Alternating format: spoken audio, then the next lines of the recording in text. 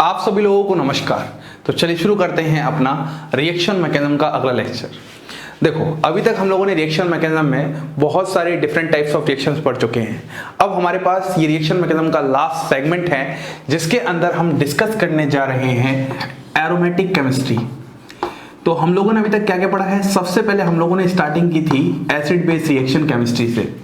उसके बाद हम लोगों ने एडिशन रिएक्शंस में पढ़ा, electrophilic addition and nucleophilic addition reaction. फिर हम लोगों ने सब्स्टिट्यूशन रिएक्शंस की बात की जिसमें हमने मेनली न्यूक्लियोफिलिक सब्स्टिट्यूशन रिएक्शंस की बात की। उसके बाद हम लोगों ने बात की free radical chemistry. Elimination chemistry के बाद हम लोगों ने बात की फ्री रेडिकल केमिस्ट्री है। अब हमारे पास जो रिएक्शन मैकेनिज्म का आखिरी पार्ट है वो है एरोमेटिक केमिस्ट्री।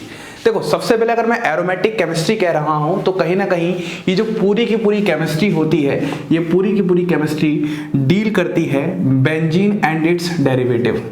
आप सभी को पता है बेंजीन क्या होता है और इसके डेरिवेटिव्स क्या होते हैं। हम लोगों ने बेसिक ऑर्गेनिक केमिस्ट्री में बहुत अच्छे से बात की थी। तो जो बेंजीन और उसके डेरिवेटिव्स होते हैं उनकी जो पूरी physical chemical properties, mainly chemical properties, वो हम डील करते हैं एरोमेटिक केमिस्ट्री सेगमेंट में। अब यहां से सवाल ये आता है कि सर सबसे पहले आप ये बताइए आपने इसकी केमिस्ट्री को बाकी सभी केमिस्ट्री से अलग क्यों किया है? क्योंकि यह जो कंपाउंड है इनका स्ट्रक्चर जो होता है या आप यूं कह लो इनकी जो प्रॉपर्टी होती है वो बाकी ओपन चेन कंपाउंड से अलग होती है और वो जो प्रॉपर्टी होती है उसका नाम होता है एरोमेटिक नेचर। हम लोगों ने एरोमेटिसिटी चैप्टर को ऐप के अंदर बहुत अच्छे से पढ़ा हुआ है जहां पर आप लोग सीख रखे हो किस तरीके से चीजें एरोमेटिक केमिस्ट्री के लिए जरूरी होती हैं। ठीक है, तो अब हमारे पास जो मेनली पार्ट है वो बेंजीन और उसके डेरिवेटिव्स का है। अब सवाल ये आता है कि सर थोड़ा सा हमें आइडिया दो कि कौन कौन से कंपाउंड्स के बारे में हम लोग यहाँ पर स्टडी करने वाले हैं। देखो, अगर मैं डिफरेंट कंपाउंड्स आपको बताऊं तो सबसे पहले मैंने क्या बोला? बेंजीन। सबसे पहले हम लोग यहाँ पर बेंजीन जैसे कंपाउंड्स की बात कर रहे हैं। अब अगर मैं बेंजीन में ग्रुप्स इंट्रोड्यूस करते जाऊं तो हमारे पास वहां पर बेंजीन के डेरिवेटिव्स बनते जाएंगे। तो हम लोग यहाँ पर बेंजीन के डेरिवेटिव्स को जरा देखना स्टार्ट करते हैं जिसमें आप सबसे पहले क्या लगा दो? हैलोजन ग्रुप लगा दो। जब आप हैलोजन ग्रुप लगाओगे तो हैलोजन ग्रुप लगाने से इसका नाम क्या बन जाता है? हैलोअरीन। हम लोगों ने बात कर रखा है एरिल हैलाइड। ये सब बेसिक ऑर्गेनिक केमिस्ट्री का पार्ट है जो कि हमने सबसे पहले डिस्कस कर रखा है। ऐसे ही यहाँ पर यदि हम OH ग्रुप लगा दें तो ये फिनॉल होता है। ऐसे ही यदि हम यहाँ पर OCH3 ग्रुप लगा दें तो ये एनिसॉल होता है और यहाँ पर जो फंक्शनल ग्रुप होता है वो क्या होता है? ईथर होता है। और कुछ कंपाउंड्स की बात करते हैं तो आप लोगों ने बेंजल्डिहाइड का नाम सुना है। बेंजल्डिहाइड में क्या होता है? आपके पास CHO ग्रुप होता है। ऐसे ही बेंजोइक एसिड होता है। बेंजोइक एसिड में आपके पास क्या होता है? COOH ग्रुप होता है। एसिटोफिनॉन होता है, बेंजोफिनॉन होता है। तो ये कुछ स्टैंडर्ड एग्जांपल्स हैं जो कि बेंजीन के डेरिवेटिव्स के एग्जांपल हैं। एसिटोफिनॉन, ऐसे ही आपके पास क्या होता है? बेंजोफिनॉन C+O और यहाँ पर CH3। तो हो चुका है, यहाँ पर आपके पास आ जाएगा एक बेंजीन रिंग। क्लियर है इतना पॉइंट आपको? ये वाली हम बात कर रहे हैं। अब अगर एक दो और एग्जांपल देखते हैं तो एक दो एग्जांपल में कुछ नाइट्रोजन कंटेनिंग कंपाउंड्स भी हम लोग दे लेते हैं। यहाँ पर जैसे NO2 हो गया है, फिर NH2 ले लेते हैं। ऐसे ही बेंजीन डाइएजोनियम सॉल्ट जो होता है हमारे पास उसकी भी हम यहाँ पर बात कर रहे होंगे, बेंजीन डाइएजोनियम सॉल्ट, जो कि कुछ ऐसा होता है दिखने में N ट्रिपल बॉन्ड N, यहाँ पर प्लस और यहाँ Cl-। ठीक है, और लास्ट में एक और मैं लिख देता हूँ यहाँ पर साइनाइड CN, इस तरीके से C+N। तो मैं कुछ इन कंपाउंड्स की केमिस्ट्री को यहाँ पर डिस्कस करने जा रहा हूँ। अब आप बहुत ध्यान से सुनिएगा कि सबसे पहला सवाल ये आता है कि बेंजीन जो है वो किस तरह की रिएक्शंस दिखाना पसंद करता है। देखो, अगर हम एरोमेटिक केमिस्ट्री के अंदर बात करते हैं तो सबसे पहले सवाल आता है रिएक्शन, है ना, कि आखिरकार जो रिएक्शन होगी हमारे पास एरोमेटिक कंपाउंड्स की या बेंजीन की वह किस तरह की रही होगी, यही हमारे पास सवाल आ रहा है। तो आप थोड़ा सा अगर देखोगे तो जो बेंजीन स्ट्रक्चर है उस बेंजीन में आपको यहाँ पर 3 डबल बॉन्ड नजर आ रही हैं। क्या आ रही है? क्या? अब इन 3 डबल बॉन्ड का मैं कंपैरिजन जो आपकी एल्कीन है उससे कंपेयर करता हूं। हम लोगों ने एल्कीन की पूरी केमिस्ट्री पढ़ी है जिसको आप इलेक्ट्रोफिलिक एडिशन रिएक्शंस के नाम से जानते हो।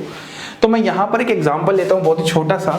हमारे पास क्या है? CH2 डबल बॉन्ड CH2 है और यहाँ पर हमारे पास क्या है? Br2 है। यदि मैं एल्कीन का रिएक्शन Br2 के साथ करवाता हूं तो आप लोगों को मैंने पढ़ाया था, यहां पर जो प्रोडक्ट का फॉर्मेशन हो जाएगा, एक पाई बॉन्ड हटाएंगे, 2 सिग्मा लगाएंगे, एक Br यहां आ जाएगा और एक Br यहां आ जाएगा। ये ऐसा क्यों आया है, यही क्यों आया है, ये सारी बातें हम लोगों ने इलेक्ट्रोफिलिक एडिशन रिएक्शंस में वाया नॉन क्लासिकल कार्बोटाइल मैकेनिज्म के थ्रू समझा था।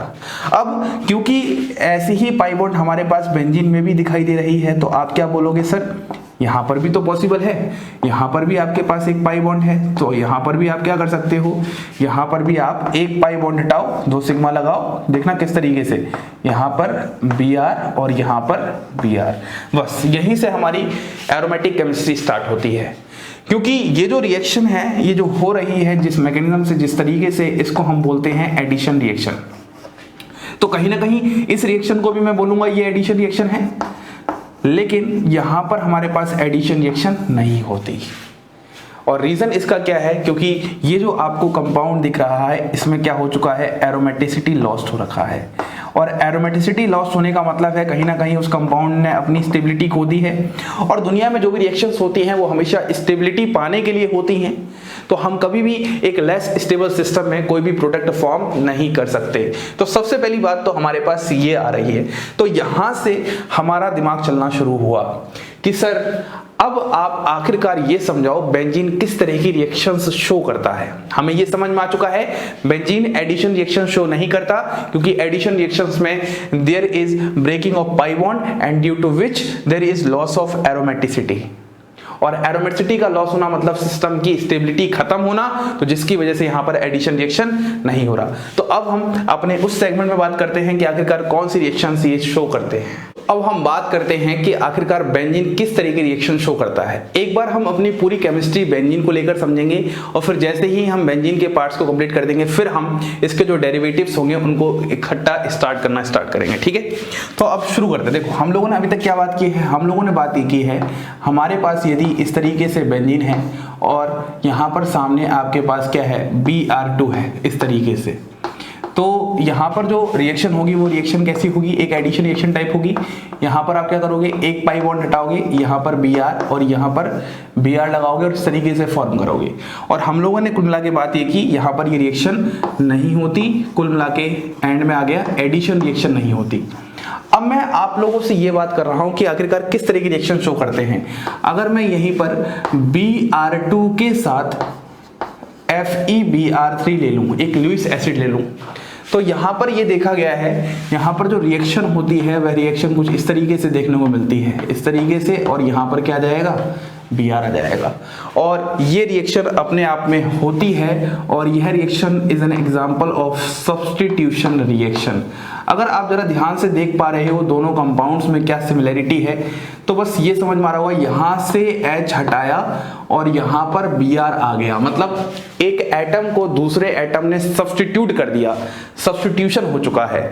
तो हम यह कह सकते हैं कि जो बेंजीन और उसके डेरिवेटिव्स होते हैं वह एडिशन रिएक्शंस शो नहीं करते, वह सब्स्टिट्यूशन रिएक्शंस शो करते हैं एक स्पेशल मैकेनिज्म के थ्रू। क्लियर है। अब किस तरह की सब्स्टिट्यूशन दिखाते हैं, क्या क्या कंडीशंस होती हैं, ये सब हम इस चैप्टर में डिटेल में बात करेंगे। लेकिन सबसे पहली बात हमें यही समझ में आ रखी है कि जो बेंजीन होते हैं या इसके जितने भी डेरिवेटिव्स होंगे, अगर हम इनकी केमिस्ट्री की बात कर रहे हैं तो इनकी केमिस्ट्री में ये हमारे पास एडिशन रिएक्शन शो नहीं करते, ये हमारे पास क्या शो करते हैं, सब्स्टिट्यूशन रिएक्शन। अब कहीं ना कहीं आपके दिल में एक बात और होगी, सर एलिमिनेशन का क्या, एलिमिनेशन रिएक्शन शो करेंगे या नहीं करेंगे। तो देखो अगर मैं एक एग्जांपल करता हूं एलिमिनेशन रिएक्शन का, तो एग्जांपल लेते हैं, बहुत ही आसान सा एग्जांपल है, आपके पास कुछ इस तरीके से है, यहाँ पर double bond double bond double bond, यहाँ पर आप Br ले लो और यहाँ पर आप Br ले लो और यहाँ सामने आप ले लो जिंक डस्ट। अगर आपको याद हो कि जब हमारे पास विसिनल डाइहैलाइड होते थे, एडजेसेंट पर हमारे पास हैलोजन ग्रुप्स होते थे, उसको बोलते हैं विसिनल डाइहैलाइड, और जब हम जिंक डस्ट लेते थे वहां पर एलिमिनेशन होता था, मतलब एक फर्दर पाई बॉन्ड का फॉर्मेशन होता था।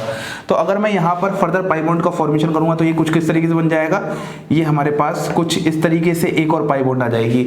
और आपको पता है यह जो पाई बॉन्ड आने से यहाँ पर हाइब्रिडेशन क्या हो जाएगी, sp हाइब्रिडेशन हो जाएगी, और sp हाइब्रिडेशन यहाँ पर पॉसिबल नहीं है। रीजन क्या है? क्योंकि sp हाइब्रिडेशन होने के लिए लीनियरिटी होनी चाहिए और इस छोटे से मॉलिक्यूल में यहाँ पर लीनियरिटी पॉसिबल नहीं हो पाएगी। इसीलिए हम यहाँ से ये भी बोल सकते हैं कि यह कंपाउंड्स एलिमिनेशन रिएक्शंस भी शो नहीं करेंगे। तो कुल मिला के स्टार्टिंग के 10 मिनट में हम लोगों ने यही समझा है कि बेंजीन और उसके डेरिवेटिव किस तरह की रिएक्शन शो करते हैं। अब हमें समझ में आ चुका है कि यह सब्स्टिट्यूशन रिएक्शन शो करते हैं। अब सवाल ये उठता है कि सर सब्स्टिट्यूशन में किस तरह की रिएक्शन शो करते हैं। तो सबसे पहले एक बार हम क्लासिफिकेशन करते हैं और फिर एक एक करके हम टॉपिक को स्टार्ट करते हैं। देखो सब्स्टिट्यूशन रिएक्शंस में ये हमारे पास दो तरह की रिएक्शंस शो करते हैं। तो सबसे पहली रिएक्शन होती है वह हमारे पास होती है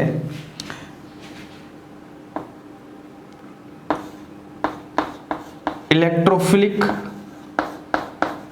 substitution reaction. Electrophilic substitution reaction. और जो दूसरी तरह की रिएक्शन शो करेंगे, दूसरी तरह की रिएक्शन होती है nucleophilic substitution reaction. Nucleophilic substitution reaction.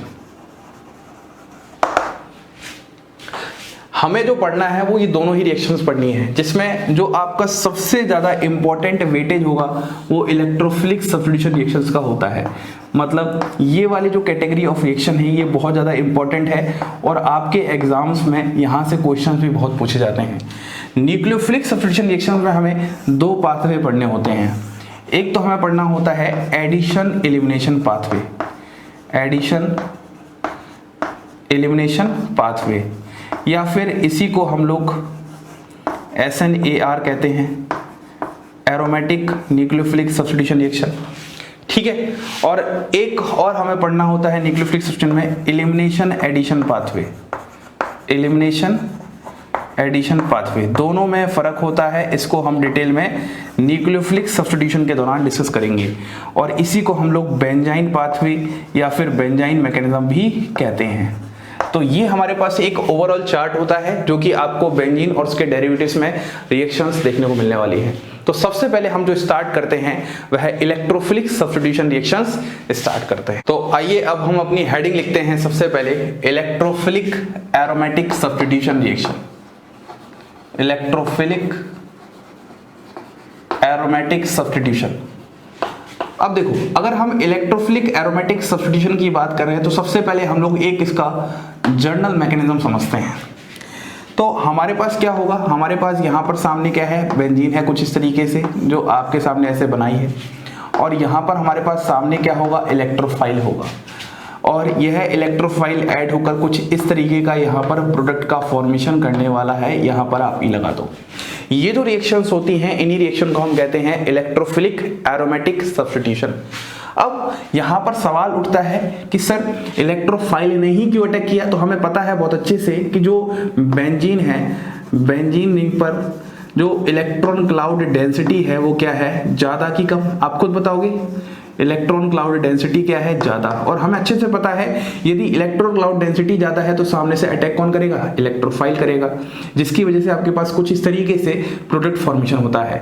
अब हमारे पास जो सवाल आता है, सबसे मेन सवाल, कि सर ये इलेक्ट्रोफाइल हम जनरेट किस किस तरीके से कर सकते हैं, और जिस तरीके से हम इलेक्ट्रोफाइल जनरेट कर सकते हैं उसी तरीके से आपके पास इलेक्ट्रोफिलिक एरोमेटिक सब्स्टिट्यूशन रिएक्शंस का क्लासिफिकेशन किया गया है। तो सबसे पहले एक बार मैं क्लासिफिकेशन समझाता हूं और फिर मैं आपको एक जनरल मैकेनिज्म समझाऊंगा। इलेक्ट्रोफिलिक एरोमेटिक सब्स्टिट्यूशन में सबसे पहला क्लासिफिकेशन में आपके पास नाम आता है नाइट्रेशन। सबसे पहला नाइट्रेशन है। उसके बाद जो दूसरा होता है वह होता है हैलोजिनेशन। तीसरा जो आपके पास पार्ट आता है वह होता है सल्फोनेशन। ये सारे के सारे बहुत ही इंपॉर्टेंट रिएक्शन हैं। फोर्थ जो पार्ट होता है वह होता है फ्रीडल क्राफ्ट्स एल्काइलेशन। और जो लास्ट पार्ट होता है वह होता है आपके पास Friedel Crafts acylation. Friedel Crafts acylation. तो ये आपके पास क्लासिफिकेशन होता है किसका, इलेक्ट्रोफिलिक एरोमेटिक सब्स्टिट्यूशन का। ये आपके पास क्लासिफिकेशन होता है।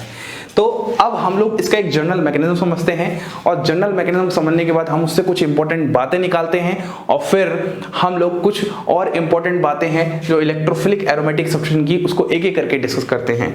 तो सबसे पहले हमारे पास है एक जनरल मैकेनिज्म। देखो जनरल मैकेनिज्म में हमारे पास यहाँ पर 3 स्टेप होते हैं।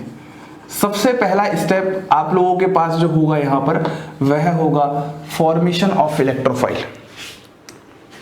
लिख देते हैं, सबसे पहला स्टेप आपके पास होता है फॉर्मेशन ऑफ इलेक्ट्रोफाइल। मतलब जितनी भी मैंने यहाँ पर क्लासिफिकेशन लिखी है उन सभी क्लासिफिकेशन से आपको सबसे पहले इलेक्ट्रोफाइल का क्या करना है, फॉर्मेशन करना है। और इलेक्ट्रोफाइल जैसे ही एक बार फॉर्म हो जाएगा फिर आपको सेकंड स्टेप लगाना है।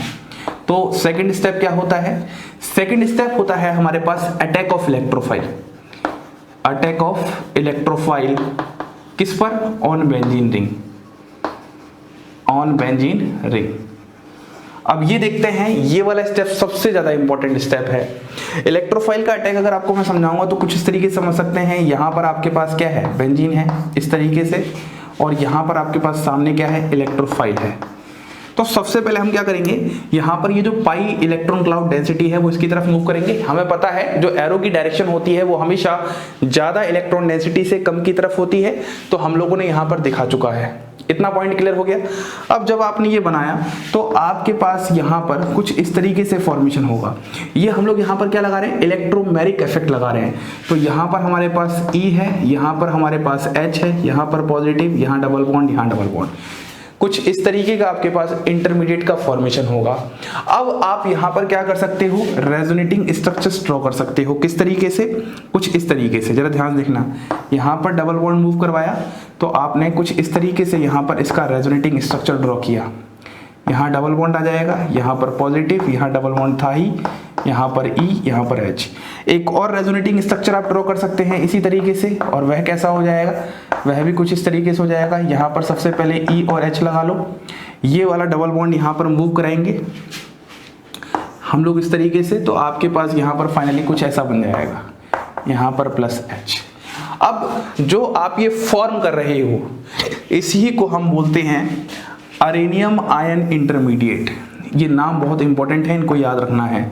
इसी को हम बोलते हैं अरेनियम आयन इंटरमीडिएट। बहुत सारी बातें हमारी इसी अरेनियम आयन इंटरमीडिएट की स्टेबिलिटी पर डिपेंड होंगी, या इसी को हम लोग बोलते हैं वीलैंड इंटरमीडिएट, वीलैंड इंटरमीडिएट, या इसी को हम बोलते हैं सिग्मा कॉम्प्लेक्स आयन फॉर्मेशन। इस तरीके से sigma complex formation, Wieland intermediate. तो ये हमारा क्या है, स्टेप है। तो क्या ये अलग 3 इंटरमीडिएट हैं या फिर एक ही इंटरमीडिएट का ये रेजोनेटिंग स्ट्रक्चर है, तो हम बोलेंगे ये एक ही इंटरमीडिएट का रेजोनेटिंग स्ट्रक्चर है। और कभी भी इंटरमीडिएट की रेजोनेटिंग स्ट्रक्चर अलग अलग इंटरमीडिएट नहीं बनाती। इस पॉइंट को क्लियर रखना, ठीक है, ये पॉइंट क्लियर है। लास्ट स्टेप जो आपके पास होता है वह होता है removal of proton, removal of proton. अब जो हम रिमूवल ऑफ प्रोटॉन कर रहे हैं वो क्यों कर रहे हैं, सिंपल सी बात है।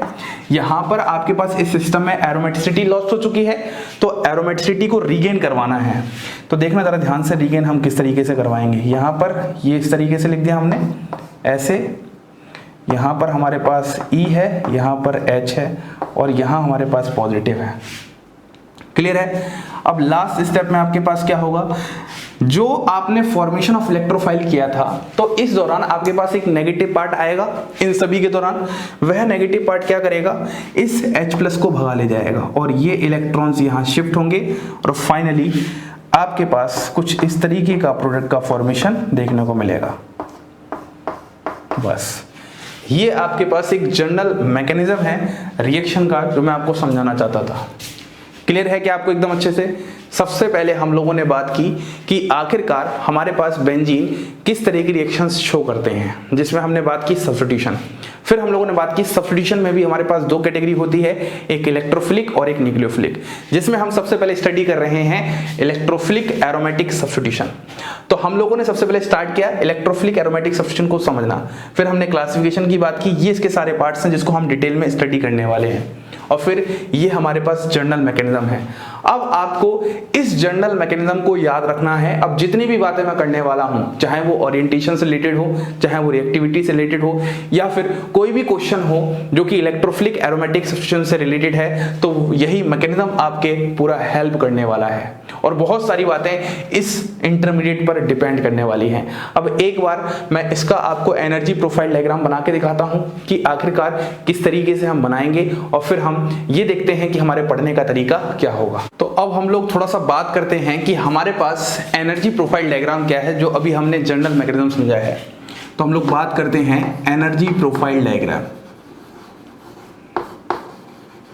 देखो, ये सब बातें सीखने से ना आपका जो सब्जेक्ट के प्रति अंडरस्टैंडिंग है वो बहुत अच्छा हो जाता है। फिर आपको बहुत हद तक बहुत सारी बातें समझ में आ जाती हैं। जैसे मान लो, अगर मैं एग्जांपल इसी को समझाता हूं, तो हमारे पास सबसे पहले पता है इस तरीके से दो कोऑर्डिनेट होते हैं। इस तरफ मैं लिख दूंगा एनर्जी, यहाँ पर आपके पास क्या होती है डेल्टा ई, और इस तरफ आपके पास क्या होता है रिएक्शन प्रोग्रेस। इस तरफ होता है आप लोगों के पास रिएक्शन प्रोग्रेस। अब सुनो, यहाँ पर अगर हमारे पास रिएक्टेंट की एनर्जी इस तरीके से पहले से थी, तो ये कुछ इस तरीके से रिएक्शन जाता है। अब मैं एक एक करके समझाता हूं। देखो, सबसे पहले यहाँ पर जो इस स्टेप में है, यहाँ पर आपके पास रिएक्टेंट है। रिएक्टेंट बोले तो बेंजीन और इलेक्ट्रोफाइल, इस तरीके से सबसे पहले इस जगह पर। उसके बाद ये आपका क्या है TS1। TS1 बोले तो ट्रांजिशन स्टेट 1। उसके बाद यहाँ पर आपका क्या होगा रिएक्शन इंटरमीडिएट का फॉर्मेशन हुआ। फिर उसके बाद ये आपका क्या है TS2 ट्रांजिशन स्टेट 2, और लास्ट में ये आपका क्या है, ये आपका है प्रोडक्ट, और प्रोडक्ट का आपका फॉर्मेशन आप कुछ इस तरीके से दिखाने वाले हो। ये है आपके पास एनर्जी प्रोफाइल डायग्राम। आप थोड़ा सा रिएक्शन इंटरमीडिएट वाले टॉपिक को याद करोगे तो मैंने सिखाया था, हमेशा जो ट्रांजिशन स्टेट की वैल्यू होती है वो रिएक्शन इंटरमीडिएट से एक ज्यादा होती है। मतलब अगर एक रिएक्शन इंटरमीडिएट बनेगा तो दो ट्रांजिशन स्टेट पक्का होंगे। यदि दो रिएक्शन इंटरमीडिएट होंगे, दो का मतलब वो अपने को रीअरेंज कर ले, तो फिर वहां पर 3 ट्रांजिशन स्टेट होंगे। तो अगर मैं इस बात को समझाता हूं, जरा ध्यान समझो। इस वाली बात में सबसे पहले क्या हुआ है, जब बेंजीन और इलेक्ट्रोफाइल हैं तो वहां पर क्या हुआ है TS1 बना है। तो अगर मैं TS1 की थोड़ी तस्वीर समझाऊं, तो TS1 की तस्वीर हमारे पास कुछ ऐसी है। इस तरीके से हम इस तरीके से समझा सकते हैं कि यहाँ पर पाई बॉन्ड का ब्रेक हो रहा है, और यहाँ पर H तो पहले से था ही, और इलेक्ट्रोफाइल का बॉन्ड जुड़ रहा है। तो यहाँ पर भी डेल्टा पॉजिटिव और यहाँ पर भी डेल्टा पॉजिटिव। कुछ बात समझ में आ रही है? तो ये आपका जो है ये डायग्राम है आपका TS1 का, ये है आपका TS1 का। अगर मैं इसी के साथ फिर TS2 समझाता हूं, तो TS2 की तस्वीर कैसी नजर आ रही होगी, जहां पर हाइड्रोजन हट रहा होगा। तो देखो किस तरीके से दिखाएंगे, हाइड्रोजन किस तरीके से हटाएंगे हम लोग, यहाँ पर डबल बॉन्ड, यहाँ पर डबल बॉन्ड, ये वाली बॉन्ड फिर से बन रही होगी, और यहाँ पर हाइड्रोजन हट रहा होगा, और इलेक्ट्रोफाइल तो जुड़ा ही है, डेल्टा पॉजिटिव और डेल्टा पॉजिटिव। तो ये आपके पास TS1 और TS2 की तस्वीर है जो मुझे आपको दिखानी थी। तो ये एनर्जी प्रोफाइल डायग्राम है। वैसे इसमें से ज़्यादा कुछ समझने वाला नहीं है, जो भी बातें आपको समझानी थी वो सारी जनरल मैकेनिज्म से समझ में आ रखी हैं, जहां पर एरेनियम आयन या फिर वैलेंट इंटरमीडिएट का फॉर्मेशन होता है, और बहुत सारी बातें उसकी स्टेबिलिटी पर डिपेंड करने वाली हैं। अब आखिरकार हमारे electrophilic aromatic substitution EAS, electrophilic aromatic substitution को पढ़ने का तरीका क्या होगा, हम लोग किस सीक्वेंस में अपना पूरा का पूरा लेक्चर पढ़कर खत्म करेंगे। तो पढ़ने के तरीके में हमारे पास सबसे पहला तो क्या था, बेसिक इंट्रोडक्शन, जिसमें हम लोगों ने सबसे पहले ये बात की कि एरोमेटिक केमिस्ट्री आखिरकार किस लिए पढ़ रहे हैं, किन कंपाउंड्स के लिए पढ़ रहे हैं। उसके बाद हम लोगों ने बात की यहाँ पर किस तरह की रिएक्शंस देखने को मिलती हैं, सब्स्टिट्यूशन, और फिर सब्स्टिट्यूशन में हमारे पास 2 पार्ट होते हैं, इलेक्ट्रोफिलिक और न्यूक्लियोफिलिक। तो ये हमने सब बात कर रखी है, तो वो तो हमारा पूरा एरोमेटिक केमिस्ट्री का पार्ट हो चुका है। अब इलेक्ट्रोफिलिक सब्स्टिट्यूशन रिएक्शंस में क्या करनी है, बेसिक इंट्रोडक्शन जो कि हमारा हो चुका है। फिर हम लोगों ने एक जनरल मैकेनिज्म पढ़नी थी, वो भी हमने पढ़ चुकी है, जनरल मैकेनिज्म भी हमने पढ़ चुकी है। अब जो हमारा तीसरा होगा, जो सबसे ज़्यादा इंपॉर्टेंट होगा, वो होगा orientation and reactivity. Orientation and reactivity मतलब क्या हो जब हम बेंजीन पर डिफरेंट ग्रुप लगाएं तो उसकी वजह से किस तरीके से ओरिएंट करेगा और रिएक्टिविटी पे किस तरीके से फर्क पड़ने वाला है सबस्ट्रेट पर, इस टॉपिक को हम बात करेंगे। उसके बाद हम सभी केसेस जितने भी क्लासिफिकेशन हैं, सभी क्लासिफिकेशन का क्या करेंगे, डिटेल डिस्कशन करेंगे, बहुत अच्छा डिस्कशन करेंगे, एक एक टॉपिक को उठाएंगे, उसकी सारी बातें पढ़ेंगे, क्या क्या नाइट्रेशन में होता है, क्या क्या हैलोजिनेशन में होता है, सल्फोनेशन एक रिवर्सिबल प्रोसेस क्यों होता है, क्या वहां पर काइनेटिक आइसोटोप इफेक्ट का रोल है, Fidel graft selection one of the most important और एग्जामिनर का फेवरेट पार्ट है जहां से क्वेश्चंस पूछते हैं, ठीक है। और लास्ट हमारे पास कुछ इंपॉर्टेंट क्वेश्चंस होंगे न्यूक्लियोफिलिक सब्स्टिट्यूशन मतलब इलेक्ट्रोफिलिक सब्स्टिट्यूशन रिएक्शन से रिलेटेड, वो हम बात करेंगे। तो ये हमारे पास पूरी कहानी चलने वाली है अपने एरोमेटिक केमिस्ट्री में। इसके बाद हम लोग स्विच कर जाएंगे न्यूक्लियोफिलिक सब्स्टिट्यूशन और लास्ट में हमारा रिएक्शन मैकेनिज्म खत्म। अब सुनो, आपका जो रिएक्शन मैकेनिज्म है पूरा का पूरा 2 से 3 दिन में खत्म है। उसके बाद हम लोग क्या करेंगे, नेम रिएक्शन का सीरीज जो अपना चल रहा था उसको स्टार्ट करने वाले हैं और नेम रिएक्शन की सीरीज के चलते चलते साइड में हम लोग अपना 11 to BSc वाला जो ऑर्गेनिक केमिस्ट्री का सीरीज है उसको भी कंटिन्यू रखेंगे, क्योंकि इसके बाद अब चैप्टर का पोर्शन आने वाला है जहां पर मैं एक एक चैप्टर पढ़ाऊंगा और बहुत अच्छे से सिखाने वाला हूं। सबसे पहले आपको जो इसके लिए करना है वो आपको लाइक्स करने हैं। देखो ये पता है स्टार्टिंग में भी बोल सकता था वीडियो के, लेकिन वो स्टार्टिंग में मजा नहीं, आप बोलोगे सर पता नहीं पढ़ाने के अलावा सब बातें कर रहे हैं। आपको पहले मैं पढ़ा रहा हूँ, इतने सारे लेक्चर्स हैं यूट्यूब पे, लाइक से क्या होता है, मोटिवेशन होता है, नेक्स्ट वीडियो बनाने का मन करता है। जितना ज़्यादा आप लाइक्स लोगे या फिर जितना वहाँ पर लाइक्स बढ़ेगा उतना मेरा मोटिवेट करेगा मैं और एक नया वीडियो बनाऊँ और एक जल्दी डालूँ। तो कहीं ना कहीं ज़िंदगी में ये लेन देन है ना, सिस्टम चलते रहना चाहिए। अगर आपको मेरे लेक्चर्स पसंद हैं तो मुझे आपकी तरफ से भी कुछ एफर्ट्स चाहिए। शेयर करो चीज़ों को जितना आप शेयर कर सकते हो, क्योंकि शायद से पहली बार यूट्यूब में ऐसा हो रहा है जहाँ पर कंप्लीट रिएक्शन मैकेनिज्म की सीरीज बेसिक से एकदम एंड तक कंप्लीट हो रही है। चेक कर लो, किसी भी चैनल पे चेक कर लो, कहीं पर भी रिएक्शन मैकेनिज्म के लेक्चर्स अवेलेबल पूरे सीक्वेंस में इतने डेप्थ में नहीं है। तो अगर मैं ये एफर्ट्स लगा रहा हूँ और आगे बहुत सारे एफर्ट्स करूंगा, इनऑर्गेनिक केमिस्ट्री की सीरीज स्टार्ट की है, वहां पर बहुत सारी चीजें करने वाला हूँ, तो उसके लिए आप यार बहुत अच्छे लेवल पे शेयर करो, लाइक करो, अच्छे पॉजिटिव कमेंट लिखा करो, तो मोटिवेशन है। सिंपल सा बात यही है। आपको हर रोज मेरा एक नया लेक्चर चाहिए तो हर रोज मुझे वहां पर लाइक्स कमेंट्स ये सब चाहिए होते हैं। सिंपल सी बात है, इसको बार बार आपको बताने का कोई सेंस नहीं होता, फिर भी कोशिश है, ठीक है। अब हम इसके बाद नेक्स्ट लेक्चर स्टार्ट करते हैं।